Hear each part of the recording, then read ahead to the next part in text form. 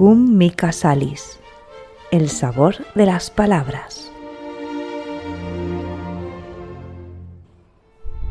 La economía de los evangelios. Este es el cuarto capítulo de lo que llamamos en su día espiritualidad económica.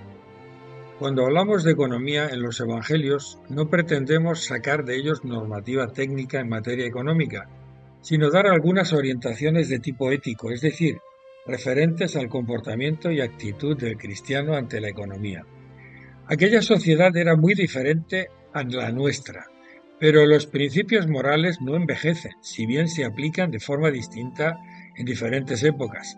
Por ejemplo, si en una época la solidaridad se mostraba sobre todo en la limosna, en nuestra época se puede traducir mejor en proporcionar salarios y condiciones de vida dignas a las personas. Diferentes aplicaciones, diferentes épocas, pero los principios éticos son los mismos. Jesús ve las riquezas con desconfianza. Las riquezas constituyen un obstáculo para servir a Dios. Pero antes de continuar vamos a situarnos en la Palestina del siglo I. Nos encontramos en un mundo donde la agricultura es la base de la economía. Habíamos visto en capítulos anteriores que en el Antiguo Testamento se encuentran normativas precisas para evitar la acumulación de bienes y, consecuentemente, evitar que haya pobres en Israel. Pero este ideal raramente se cumplió. Los profetas habían denunciado firmemente las desigualdades, como veíamos en episodios anteriores. Así, por la infidelidad de Israel, la sociedad estaba fuertemente separada entre unos pocos terratenientes y los campesinos que sobrevivían a duras penas, al albur de los efectos del clima, las guerras y enfermedades. Con el tiempo, los campesinos perdieron paulatinamente la titularidad de las tierras para pagar sus deudas, lo que dio origen a una multitud de braceros que dependían del trabajo que se les daba día a día. Recordemos la parábola de los obreros de la viña del capítulo 20 del Evangelio de Mateo. Los impuestos, por otro lado, agravaban la penosa situación de los campesinos. A veces debían pagar las deudas entregando a algún miembro de la familia a la esclavitud. Lo curioso del caso es que una parte de los impuestos eran recaudados para el templo de Jerusalén, una cantidad que estaba precisada en el texto del Éxodo 30:11, para todos los mayores de 20 años. Medio ciclo, que era la cantidad que suponía este impuesto, equivalía a 2 denarios, es decir, a 2 días de trabajo. Parece poco, pero una familia con varios miembros mayores de 20 años, pongamos 6 o 7 personas, debía pagar una cantidad bastante considerable para aquella economía de subsistencia. Se puede decir que el templo se había convertido en un estado dentro del estado. Y es curioso, porque la religión judía había seguido las prescripciones que pesaban sobre los más pobres, pero no se habían aplicado a los más ricos en lo referente a los mecanismos para evitar la desigualdad, como eran el año jubilar, el año sabático. Esto es importante para entender la reacción de Jesús frente al templo, que fue un elemento importante en su juicio y condena. Lo primero que podemos subrayar es que Jesús ve incompatible el servir a Dios y al dinero. Esto lo subraya en varios pasajes. Jesús exige tomar una decisión. O se elige a Dios o se elige al dinero. Es cuestión de lealtades. Esta idea está clara y repetida en los evangelios. Vemos en Mateo 6:24 y Lucas 16:13. Ninguno puede servir a dos señores, porque o aborrecerá al uno y amará al otro, o estimará al uno y menospreciará al otro. No podéis servir a Dios y a las riquezas. Servir a las riquezas es incompatible con servir a Dios. Recordemos también la famosa expresión de Jesús. Será más fácil a un camello pasar por el ojo de una aguja que a un rico entrar en el reino de los cielos. También hay otros textos en los que se habla de apostar por las verdaderas riquezas y de preocuparse de crear un tesoro que no caduca. En el Evangelio de Lucas, en el capítulo 12, 33 y siguientes, y Mateo 6, 19 y 21, leemos lo siguiente. No os hagáis tesoros en la tierra, donde la polilla y el orín corrompen, y donde ladrones saquean y roban, sino haceos tesoros en el cielo, donde ni la polilla ni el orín corrompen, y donde ladrones no saquean ni roban, porque donde esté vuestro tesoro, Allí estará también vuestro corazón. Las parábolas de la perla y del tesoro escondido llaman también a buscar las prioridades en la vida, que consisten en una elección de los valores seguros, diríamos hoy, el patrimonio inmaterial. Otro grupo de citas hablan de la confianza en Dios como alternativa a la obsesión por acumular.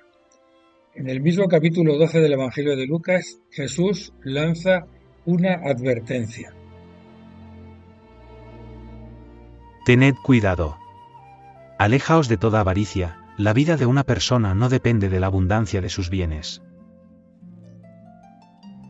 Y a continuación, anima a la confianza en Dios de una forma un tanto poética. Mirad los lirios del campo, que no tejen, pero ni Salomón en todo su esplendor se vistió como uno de ellos. Mirad las aves del cielo, que ni siembran ni guardan en graneros, pero vuestro Padre Celestial las alimenta. Episodio del joven rico. El obstáculo principal para el seguimiento de Jesús es precisamente la riqueza. Ahí se ve claramente que quien da más importancia a sus bienes que al proyecto de Jesús no puede ser buen discípulo, por buena persona que sea. Jesús pide algo más. En algunas parábolas del Evangelio de Lucas, Jesús expone claramente su pensamiento en relación a las riquezas. La parábola del rico y del pobre Lázaro presentan una radical incompatibilidad con el reino de Dios por parte de quien no está dispuesto a compartir sus bienes. Esto determina su posición futura en el reino de Dios. La avaricia es un obstáculo que impide estar cerca de Dios. La parábola no puede ser más clara. Otra parábola relevante es la del rico insensato, presentada en el capítulo 12, después de las recomendaciones de evitar la avaricia a las que hemos hecho referencia anteriormente. Estamos en el Evangelio de Lucas. El rico, satisfecho de sus riquezas, se las promete felices cuando ve que sus graneros están llenos. Ya solo le queda disfrutar de lo que ha ganado. Pero la parábola termina con una frase terrible de Jesús. Porque Dios le dice: Necio. Esta misma noche te reclamarán el alma, las cosas que preparaste, ¿para quién serán? Así es el que atesora riquezas para sí, y no se enriquece en orden a Dios. El mensaje es que no somos dueños de nuestras vidas y no sabemos qué va a ocurrir mañana. Así que lo importante es fundamentar la vida en los valores seguros de la solidaridad y la confianza en Dios. Para concluir este recorrido, hacemos alusión al episodio de Zaqueo. Jesús se acerca a Zaqueo, un publicano que había tenido una relación con las riquezas que era totalmente incompatible con los valores del reino de Dios. El hecho de que Jesús se acerque a él le hace darse cuenta de la incompatibilidad de la vida que ha llevado hasta ahora y del proyecto de Jesús. Es por esa razón por la que dice claramente que restituirá lo robado 4 veces más y dará la mitad de sus bienes a los pobres. Zaqueo entiende muy bien a Jesús sin que él tenga que decir nada.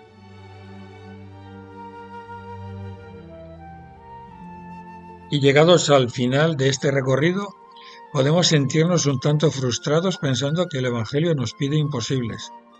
¿Acaso no tenemos que preocuparnos por el futuro de nuestras familias, por la comida, por la administración de la casa?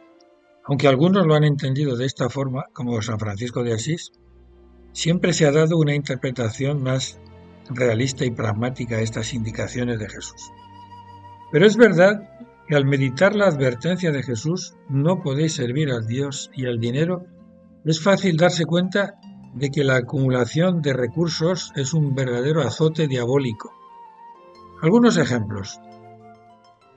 Cuando examinamos lo que ocurre en este mundo, donde unos pocos deciden la suerte de países enteros y la ruina de los mismos, cuando vemos al mundo encaminarse hacia una catástrofe climática sin que se mueva un dedo por evitarlo, ya que eso mermaría las abultadas fortunas de una minoría que rige el mundo, cuando asistimos a un restablecimiento del régimen de guerra en Europa con unas prioridades belicistas de fomentar la inversión en armamento para mayor reparto de dividendos de las multinacionales de la muerte, Cuando contemplamos horrorizados el genocidio criminal de Gaza, del que algunas empresas multinacionales han sacado beneficios, como ha denunciado Francesca Albanese, relatora especial de las Naciones Unidas.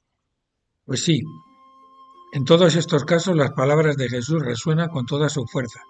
La avaricia es la raíz de todos los males. Y por otro lado, pensando en la precariedad a la que son sometidos millones de personas a causa del aumento del precio de la vivienda en nuestro país o por el coste astronómico de los seguros médicos en Estados Unidos, por ejemplo, no dejamos de pensar que esto es consecuencia de un sistema económico que mata, como escribió el Papa Francisco en el Evangelii Gaudium. Y también al ver las divisiones, la infelicidad de tanta gente que vive atada al endeudamiento provocado por un consumismo feroz, uno no deja de pensar en la sabiduría que encierra la felicidad de vivir en la austeridad, contentándose con lo mínimo, sintiéndose al mismo tiempo responsable de la salud de nuestro planeta. El Evangelio no propone recetas, sino que da pistas para vivir en la sencillez. Jesús no nos propone vivir en un agujero, sino orientar nuestra vida a las verdaderas prioridades. Esto no es tan complicado cuando se piensa en el ejemplo de tantas personas que dedican su tiempo a ayudar a otras en el voluntariado, dedicando recursos a los más desfavorecidos. El mensaje de Jesús no se dirige a una minoría de elegidos, sino que plantea a cada persona una forma distinta de entender la vida, en la que las prioridades se basan en las personas, que son lo más sagrado.